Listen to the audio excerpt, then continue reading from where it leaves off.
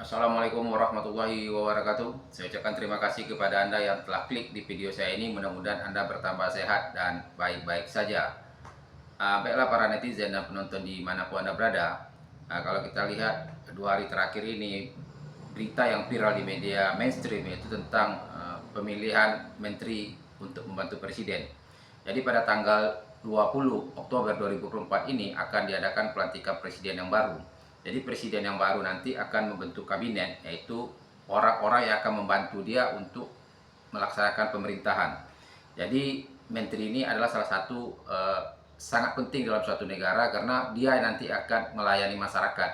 Jadi di Indonesia ini memang agak berbeda sedikit. Seharusnya pemerintah itu yang melayani masyarakat, tetapi kalau negara kita ini masyarakat nih yang melayani pemerintah gitu. Jadi memang ini salah paradigma aja gitu. Jadi ini yang bisa merubahnya ya kita sendiri sebagai warga negara, sebagai masyarakat, kita harus merubah pola pikir bahwa kita sebagai masyarakat, sebagai warga negara, kita yang dilayani oleh pemerintah, bukan kita yang melayani pemerintah. Ini yang agak keliru sedikit di negara kita ini.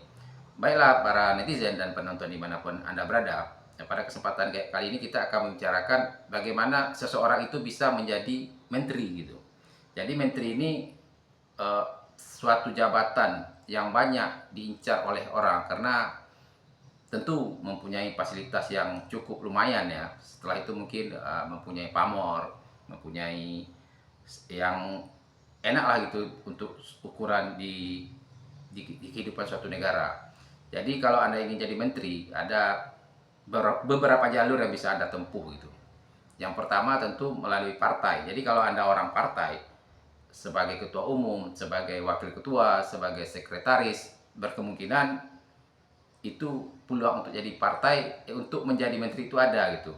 Tentu Anda harus mendukung orang yang menang. Kalau orang yang kalah tentu agak sulit gitu, karena bagaimanapun orang yang menang itu pasti dia akan mengutamakan partai pendukung dia. Walaupun nanti ada partai yang kalah itu nanti bergabung, tentu ini agak sulit untuk bisa mencapai posisi yang strategis gitu. Tetapi ini bisa juga terjadi. Tapi yang lebih enaknya itu yang pemenang gitu. Jadi kalau Anda orang partai, berkemungkinan Anda bisa menjadi menteri. Yang kedua, Anda menjadi seorang aktivis. Aktivis ini mungkin aktivis buruh, aktivis lingkungan, aktivis perlindungan anak. Jadi bermacam-macam kegiatan aktivis. Aktivis ini adalah orang yang berjuang di bidang tersebut untuk memperjuangkan hak-hak orang yang teraniaya di bidang tersebut. Misalnya dia aktivis buruh, dia telah memperjuangkan banyak buruh. Berkemungkinan ini bisa menjadi menteri tenaga kerja gitu. Salah satu contoh, mungkin di bidang lingkungan, mungkin dia telah banyak memperhatikan lingkungan sehingga dia bisa menjadi menteri lingkungan hidup dan di bidang-bidang lainnya. Yang ketiga, Anda mungkin seorang profesional. Jadi kalau Anda profesional di suatu bidang, misalnya di bidang kesehatan, di bidang perbankan, di bidang teknik, jadi berkemungkinan Anda akan bisa juga berada di pos yang Anda kuasai tadi. Karena walau bagaimanapun orang-orang seperti ini sangat dibutuhkan dalam suatu pembangunan negara. Yang keempat, di Indonesia ini yang menarik, ada dua organisasi yang besar, yaitu Muhammadiyah dan Nahdlatul Ulama. Ini selalu mendapat jatah menteri. Jadi kalau Anda menjadi kader Nahdlatul Ulama, kader Muhammadiyah, berkemungkinan Anda bisa untuk menjadi menteri juga. Jadi kalau Anda berada di empat jalur ini peluang untuk jadi menteri itu sangat terbuka. Jadi kalau Anda tidak berada di jalur ini, ya apa salahnya Anda mencoba untuk masuk ke salah satu jalur ini gitu. Jadi kalau kita lihat pada tahun 2024 ini, jumlah menteri yang akan dibentuk itu sangat banyak, yaitu sekitar 46 sampai 48. Jadi boleh dikatakan ini kabinet yang agak gemuk gitu. Jadi kaya struktural, miskin fungsi ya. Jadi ini banyak kritisi-kritisi yang dilakukan oleh para kritisi politik bahwa kabinet ini sangat gemuk gitu. Tetapi kita kalau berdasarkan pidato dari presiden yang akan memimpin, itu Prabowo Subianto, mengatakan negara Indonesia ini negara yang cukup besar. Jadi perlu dikelola dengan tenaga yang cukup besar juga. Jadi kita akan lihat nanti ke depan apakah sesuai apa yang dia katakan, eh, bahwa negara ini negara besar harus dikelola dengan besar, karena kita tidak bisa juga menghakimi atau mengadjust sekarang ini apakah ini efisien atau tidak efisien.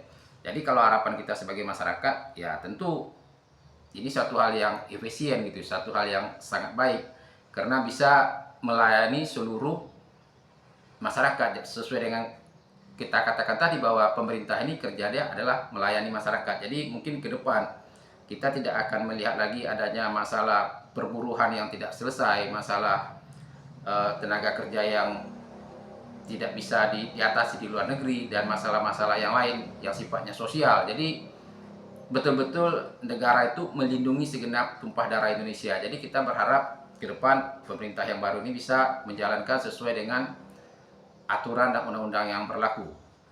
Jadi kalau ada yang Anda tidak sepaham, ada yang tidak sesuai, ataupun ada yang masih kurang, nanti Anda bisa berbicara di kolom komentar dan kita akan diskusikan gitu. Dan saya ucapkan juga terima kasih kepada Anda yang telah melakukan like, komen, share, dan tentu juga subscribe serta follow di channel saya ini. Mudah-mudahan Anda bertambah sehat dan baik-baik saja. Dan kita akan ketemu di video-video selanjutnya. Assalamualaikum warahmatullahi wabarakatuh.